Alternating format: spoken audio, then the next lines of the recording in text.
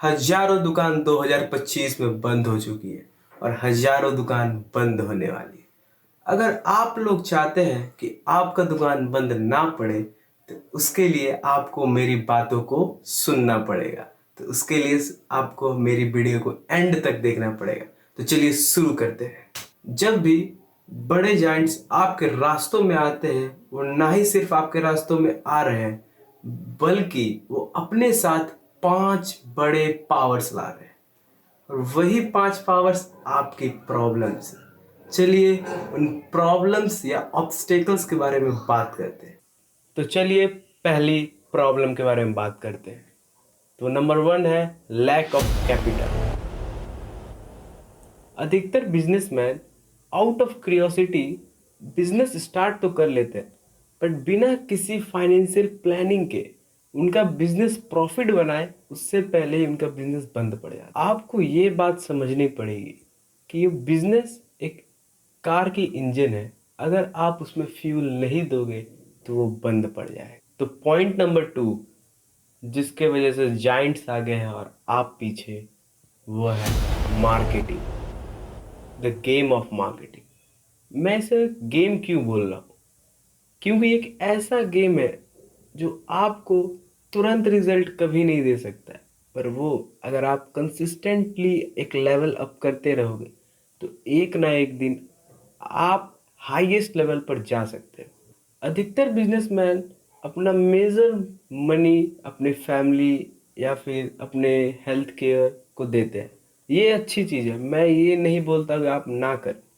मैं एक चीज़ ज़रूर कहना चाहूँगा, अगर आप महीने के 1 लाख भी प्रॉफिट कर रहे हैं तो एटलीस्ट 20 to 25,000 स्पेंड करिए मार्केटिंग में।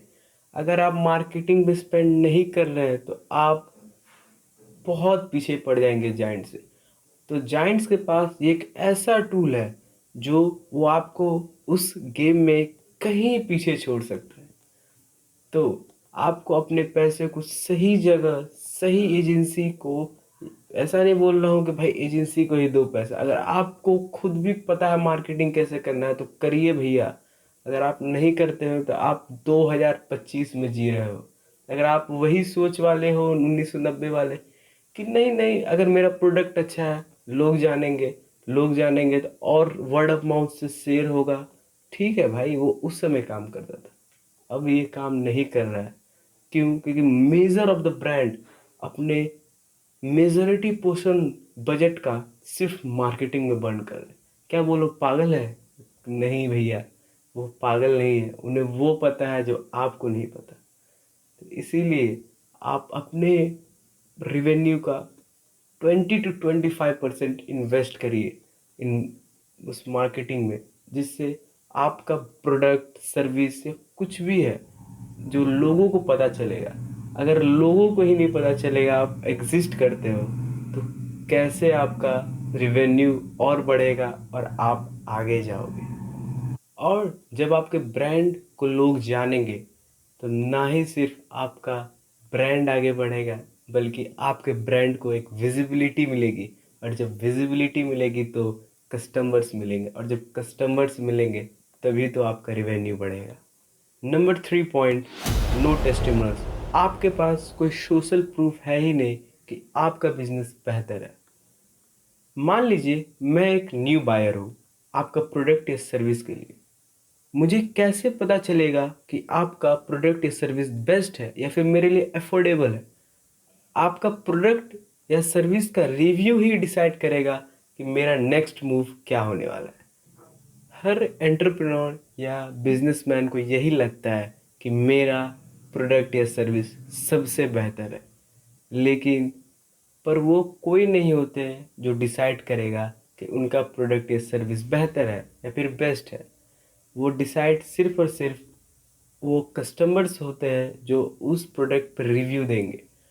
और वो जो रिव्यू है इतना महत्वपूर्ण या फिर इम्पोर्टेंट है जो डिसाइड करेगा नेक्स्ट बायर्स को उस प्रोडक्ट को परचेस करने के लिए। मान लीजिए आपका कोई जिम है तो आपको उस जिम को गूगल पे लिस्ट कराना होगा। उस लिस्टिंग से ही न्यू बायर्स को पता चलेगा। उसमें सबसे बड़ा गेम जो है वो रिव्यूज़ का ही है। तो उस जगह पर आपको, आपने जो कंटिन्यूअसली 3-6 मंथ्स में जो रिव्यूज़ लिया है, पॉजिटिव रिव्यूज़, नेगेटिव रिव्यूज़, जो भी रिव्यूज़ हो, आपको अपने कस्टमर्स को बोलना है कि वो गूगल पर अपलोड करें। और वहाँ पर जब वो अपलोड करेंगे तो नेक्स्ट बायर या फिर नेक्स्ट क्लाइंट जो आपके होंगे, वहाँ से चेक करके आपको कांटेक्ट करेंगे। एक चीज़ आपको हमेशा याद रखना है कि इंडिया में प्रोडक्ट से भी ज़्यादा कुछ बिकता है, तो वो है ट्रस्ट। कितने बड़े बड़े जाइंट्स हैं जिनका प्रोडक्ट में भी उतना बेहतर ना हो, लेकिन उनका जो ट्रस्ट है वो टॉप नॉच है। Just for an example, Tata. Tata salt में आप सभी कोई जानते होंगे, मार्केट में कई कॉम्पिटिटर्स आए और चले भी गए, पर टाटा का कोई हिला नहीं पाया।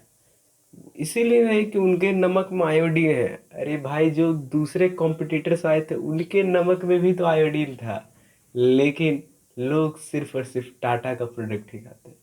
तो इस चीज़ को आपको दिमाग में बैठा लेना है कि आपका सोशल प्रूफ बहुत इम्पोर्टेंट होने वाला है कि आपका बिजनेस का नेक्स्ट मूव क्या होगा। तो इसीलिए मैं एक लाइन बोलता हूँ, testimonial. Number 4th point, competition misunderstanding. अधिकतर इंडिया में लोग एक दूसरे को कॉपी करने में लगे हुए हैं। या तो वो सेम बिजनेस मॉडल कॉपी कर रहे हैं, सेम प्राइसिंग कॉपी कर रहे हैं, सेम प्रोडक्ट कॉपी कर रहे हैं। वो कोई भी डिफरेंट ऑप्शंस अपने कस्टमर्स को देना ही नहीं चाहते कि वो कस्टमर उन्हें चूज़ करे। तो कस्टमर हमेशा किसके पास जाएगा? जो उन्हें कारण देगा कि वो उन्हें क्यों चूज़ करे। और कस्टमर उन्हीं के पास जाएगा जो ट्रस्टेड और चीपेस्ट ऑप्शन रहेंगे उनके लिए। मान लीजिए कोई दो सैलून है, उन दोनों में एवरीथिंग सेम है, प्राइसिंग, सर्विस एंड ऑल। पर दूसरा सैलून वाला अपने सर्विस के संग फ्री स्काल्प मसाज प्लस एक लॉयल्टी कार्ड देता है। तो गैस करो कस्टमर किसके पास जाएगा? तो आपको इस चीज़ को बहुत बारीकी से समझना होगा कि कंपटीशन में बस एक दूसरे को कॉपी करने से नहीं होता है। आपके अंदर कुछ यूनिक थिंग होना चाहिए, यूनिक फैक्टर होना चाहिए कि कस्टमर आपको चूज़ करे। नंबर 5th पॉइंट, जिसके वजह से जाइंट्स आपसे आगे हैं और आप पीछे, वो है मनी मैनेजमेंट। वो लोग को पता है कि मेरे को अपने पैसे को कैसे इन्वेस्ट करना है और मेरे पास कितने पैसे आ रहे हैं और कहाँ जा रहे हैं। और आपके पास वैसा कुछ ट्रैक है ही नहीं। आप लोग बस ये एक अनुमान कर चुके हो कि मैं तो भाई 1 लाख रुपए कमा रहा हूँ और मेरी तो ज़िंदगी बस सेट है। और आपको इस बबल से बाहर निकलने की बहुत ज़रूरत है। आप अपने रिवेन्यू को ना सैलरी मान चुके हो, ना ही आपके पास कोई बजट है, ना ही कोई री इन्वेस्टमेंट स्ट्रेटेजी। इसीलिए मैं हमेशा एक चीज़ बोलता हूँ कि अपने एक एक पैसे को रिकॉर्ड करिए। आपका पैसा कितना आपको रिटर्न कर रहा है, आई मीन कि आप जो मार्केटिंग पे या फिर आप कहीं भी पैसे को लगा रहे हैं, वो आपका पैसा कितना बढ़ रहा है या फिर डिप्रिशिएट कर रहा है। क्योंकि इस महंगाई के दौर में आपको पता है 1 लाख रुपए भी कम पड़ जाएंगे अगर आपका शौक बुगाटी पालने का है। और आपको ये भी समझना पड़ेगा कि अधिकतर बिजनेसमैन एक सर्टेन स्टेज पर आकर रुक जाते हैं। उनके उसके बाद ना ही वो ग्रोथ कर पा रहे हैं, ना ही अपने बिजनेस को अपस्केल कर पा रहे हैं, ना ही कुछ लाइफ में ग्रोथ हो पा रही है।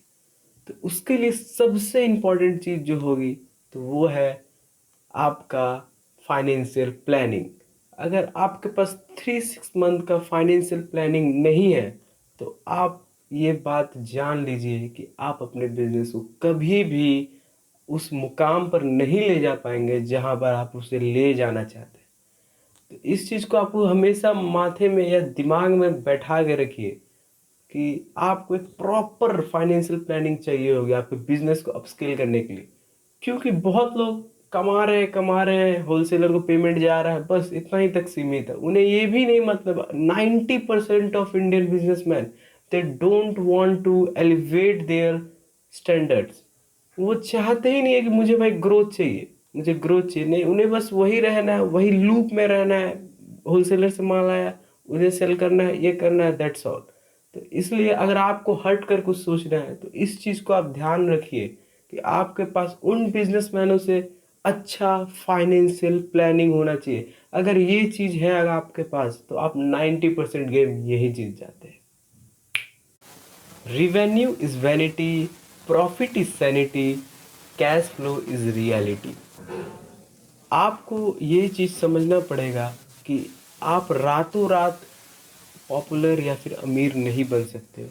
आपको इस चीज़ को समझना होगा कि ये एक डे बाय डे और ईयर आफ्टर ईयर प्रोसेस है। आपको कंटिन्यूस फिर मारना होगा थोड़ा, जिससे एक ना एक दिन वो रिजल्ट होगा। तो आप ये चीज़ मत समझिए कि ये गैम्बल है, मैं पैसा लगाया भाई रातों रात अमीर बन जाऊंगा, नहीं।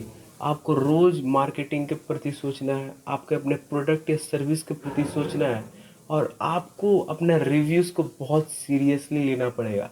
अगर आप अपने रिव्यूज़ को सीरियसली नहीं लोगे तो आपका बिजनेस ठप पड़ सकता है। इसीलिए मैं बोलता हूँ हमेशा, उस जगह पर या उस पाथ पे जो आप चल रहे हो कंटिन्यूअसली चलते रहिए, क्योंकि चढ़ाव और उतार तो आते रहेगा बिजनेस में या फिर लाइफ में। इसीलिए be smile and continue your journey. Thank you.